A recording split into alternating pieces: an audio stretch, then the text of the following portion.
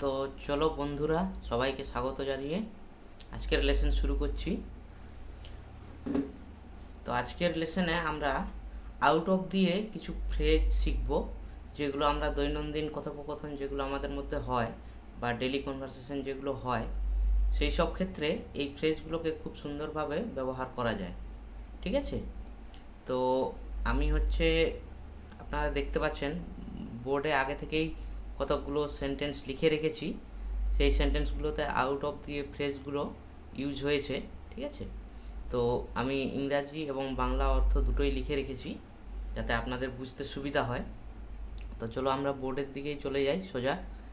তো 1 নম্বরে লিখছি, the ATM is out of order. ঠিক আছে? এই আউট অফ অর্ডার, এই আউট অফ অর্ডার মানে হচ্ছে কোনো মেশিন বা কোনো যন্ত্র যখন খারাপ বা বিকল হয়ে যায়, সেই সময় সেই যন্ত্রটাকে আউট অফ অর্ডার বলা যেতে পারে। ঠিক আছে? এই যে লেখা আছে the ATM is out of order, মানে বলছে এটিএম মেশিনটা খারাপ হয়ে গেছে। ঠিক আছে? সেকেন্ড নাম্বার হচ্ছে, I am not saying this out of arrogance. ঠিক আছে? এই যে out of arrogance, out of arrogance মানে হচ্ছে আমরা বলি না যে অহংকারের বশবর্তী হয়ে যেটাকে বলা হয় আর কি, সেটাকেই আউট অফ অ্যারোগেন্স বলে। ঠিক আছে? অ্যারোগেন্স মানে হচ্ছে অহংকার। তো একটা উদাহরণ দিচ্ছি, মানে ধরুন আমার একটা স্টুডেন্ট আছে, রাম শ্যাম বা যেই হোক, ধরুন রামের কথাই বলি। তাহলে আমি রামের সামনে মাধ্যমিক পরীক্ষা আছে, আমি জানি যে রাম যেরকম পড়াশোনা করে, যেরকম ভালো ছেলে, রাম এইবারের মাধ্যমিক পরীক্ষায় ভালো রেজাল্ট করবে। ঠিক আছে? তো আমি সেটাই বলছি যে Ram will score a good marks in the upcoming examination and I am not saying this out of arrogance. মানে রাম আগত পরীক্ষায় খুব ভালো ফলাফল করবে, এবং এটা আমি অহংকার করে বলছি না, কারণ আমি ওর মেধা জানি। ঠিক আছে? এবার তৃতীয় নম্বরে বলছে, he is out of town বা স্টেশন নাও। এখানে দুটো কথা হয়, আউট অফ টাউন একটা হয় বা আউট অফ স্টেশন, দুটোর মানে মোটামুটি অর্থ মোটামুটি একই রকমই হয়। টাউনটা হচ্ছে আমরা সাধারণ যখন বাড়িতে থাকি, ধরুন নর্মাল পাবলিকের ক্ষেত্রে বাড়িতে থাকি, শহরে থাকি, শহর থেকে বাইরে চলে যাচ্ছি, তখন বলা হয় যে আমি আউট অফ টাউন চলে এসেছি কোথাও। ধরুন কোথাও আপনার যে হোম টাউন, সেখান থেকে আপনি বাইরে কোথাও বেড়াতে গেছেন, সেই সময় আপনার কোনো বন্ধু আপনাকে বললো, ভাই একটু দরকার আছে, আমার কাছে আসবি? তখন তুমি হয়তো বলছো যে ভাই আমি তো আউট অফ টাউন আছি এখন, মানে আমি এখন শহরের মধ্যে নেই। ঠিক আছে? আর আউট অফ স্টেশন মানে হচ্ছে, স্টেশন মানে কিছু ক্ষেত্রে বোঝানো হয়, ধরুন যারা অফিসে কাজ করে, তো অফিসের একটা এরিয়া থাকে, ধরুন একটা ওটাকে স্টেশন বলে, যে ওই স্টেশনের বাইরে আপনি হায়ার অথরিটির পারমিশন ছাড়া, মানে লিভ না নিয়ে যেতে পারবেন না আর কি। ঠিক আছে? তো ধরুন আমি লিভ নিয়ে বাড়ি চলে গেছি, সেই সময় আমার বস আমাকে হয়তো কোনো কাজের জন্য বলছেন যে তুমি অফিসে চলে আসো, তোমাকে এই কাজটা করতে হবে। তখন আমি হয়তো বলবো, স্যার আমি তো এই সময় আউট অফ স্টেশন আছি। ঠিক আছে? I am out of station now. ঠিক আছে? এবার 4 নম্বর হচ্ছে, the situation is out of control. এই যে আউট অফ কন্ট্রোল মানে হচ্ছে যখন নিয়ন্ত্রণের বাইরে চলে যায় কোনো কিছু, পরিস্থিতি হোক বা কোনো রোগ অসুখ হোক বা যাই হোক। ঠিক আছে? ধরুন কোথাও কোনো মারপিট হচ্ছে, উত্তেজনা চলছে। ঠিক আছে? কোনো কিছু একটা ঘটনা ঘটেছে, তার প্রতিবাদে কোনো কিছু ঝামেলা হচ্ছে বা মিছিল বা প্রতিবাদ যাই হোক, এরকম কিছু ঘটনা ঘটে থাকে।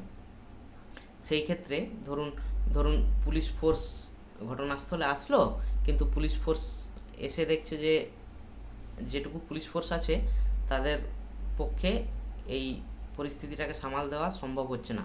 তখন সেই পুলিশ ফোর্সের যিনি হেড থাকবেন, তিনি তার হায়ার অথরিটিকে বলবেন যে স্যার সিচুয়েশন এখন আউট অফ কন্ট্রোল চলে গেছে বা নিয়ন্ত্রণের বাইরে চলে গেছে, আপনি আরও ফোর্স পাঠান, বা মানে পরবর্তী যা হয় আর কি, যেরকম। ঠিক আছে? যে আরও ফোর্স পাঠানো হোক বা আরও আর্মি পাঠানো হোক, যেটাই হোক। ঠিক আছে? তখন বলা হয় the situation is out of control now, মানে পরিস্থিতি এখন নিয়ন্ত্রণের বাইরে চলে গেছে। ঠিক আছে? 5 নম্বর হচ্ছে, I had left the place out of fear of getting heart. ঠিক আছে? এই যে আউট অফ ফিয়ার মানে হচ্ছে ভয়ের চোটে বা ভয় পেয়ে। ঠিক আছে? মানুষ যখন কোনো কিছু করে ভয় পেয়ে কোনো কিছু করে। ঠিক আছে? বা ভয় পেয়ে কোনো কিছু কাজ করে ফেলে, সেই ক্ষেত্রে তখন সেটাকে আউট অফ ফিয়ার বলে বলা হয়। ঠিক আছে?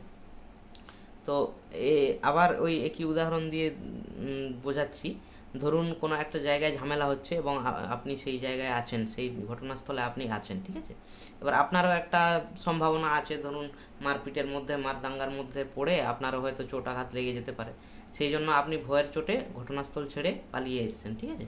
তখন বলবেন যে I had left the place out of fear of getting heart, মানে আমি আহত হওয়ার ভয়ে ঘটনাস্থল ছেড়ে চলে এসেছি, ঠিক আছে। এবার 6 নম্বর এক্সাম্পলটা দেখে নিই। বলছে I checked his Facebook page out of curiosity, ঠিক আছে। এই যে আউট অফ কিউরিওসিটি, কিউরিওসিটি মানে হচ্ছে কৌতূহল, ঠিক আছে। এবার আউট অফ কিউরিওসিটি মানে আমরা বলি না যে কৌতূহলবশত আমি কোনো কিছু করলাম, ঠিক আছে, মানে মনে একটা প্রশ্ন জাগলো যে এটার ডিটেলস কী আছে, সেরকম ক্ষেত্রে আমরা আউট অফ কিউরিওসিটি ফ্রেজটা ব্যবহার করি, ঠিক আছে। তো এটা এক্সাম্পল দিয়ে বোঝানো যায় যে আমরা দেখলাম যে একটা পাবলিক বা একটা পার্সোনালিটি হোক, যেই হোক, সে হঠাৎ করে সোশ্যাল মিডিয়াতে ভাইরাল হয়ে গেছে, ঠিক আছে। তখন আমরা মাঝে মাঝেই তার ফেসবুক পেজ বা তার ইনস্টাগ্রাম পেজ খুলে দেখার চেষ্টা করি যে লোকটা কি করে বা কি কাজ করে, কেন ভাইরাল হয়েছে, ঠিক আছে। এইসব দেখার জন্য কৌতূহলবশত আমরা তার বাকি প্রোফাইল আরও ঘেঁটে দেখি, ঠিক আছে। তো এইরকম ক্ষেত্রে বলা যেতে পারে যে I checked his Facebook profile or Facebook page out of curiosity, ঠিক আছে। এবার 7 নম্বর এক্সাম্পলটা দেখি। The car came out of nowhere and hit 4 people who were walking on footpath, ঠিক আছে। এই যে out of nowhere, out of nowhere মানে হচ্ছে কোনো কিছু জিনিস বা কোনো কিছু ঘটনা হঠাৎ করে সামনে চলে আসা, ঠিক আছে। ঘটনা হঠাৎ করে ঘটে যাওয়া বা কোনো কিছু হঠাৎ করে সামনে চলে আসা, ঠিক আছে। সেই রকম ক্ষেত্রে আমরা এই আউট অফ নো হোয়ার ফ্রেজটা ব্যবহার করি, ঠিক আছে। যেমন এই এক্সাম্পলটায় বলছে the car came out of nowhere and hit 4 people who were walking on the road, মানে হচ্ছে গাড়িটা হঠাৎ করেই চলে এলো এবং ফুটপাতে হাঁটছিলেন 4 জন, সেই 4 জনকে ধাক্কা মেরে দিল, ঠিক আছে। বা আর একটা এক্সাম্পল বলা যেতে পারে যে out of nowhere they started beating me, ঠিক আছে। ধরুন আপনি কারোর সাথে চায়ের আড্ডা বা কোনো কিছু দোকানে টোকানে বসায় জড়ালেন, ঠিক আছে। এবার সেই লোকটা বা সেই লোকগুলো হঠাৎ করেই আপনাকে মারতে উদ্যত হলো, ঠিক আছে। সেই ক্ষেত্রে বলা হয় যে out of nowhere they started beating me, মানে কোনো কিছু বুঝে ওঠার আগেই তারা আমাকে মারতে শুরু করলো, ঠিক আছে। এরকম ক্ষেত্রে আউট অফ নো হোয়ারটা ব্যবহার করা যেতে পারে। তো চলো বন্ধুরা, আজকে এইটুকুই শিখে শেষ করি। বাকি পরবর্তী চ্যাপ্টারগুলোতে আরও অনেক কিছু শিখবো, ঠিক আছে। আপনারা সঙ্গে থাকুন।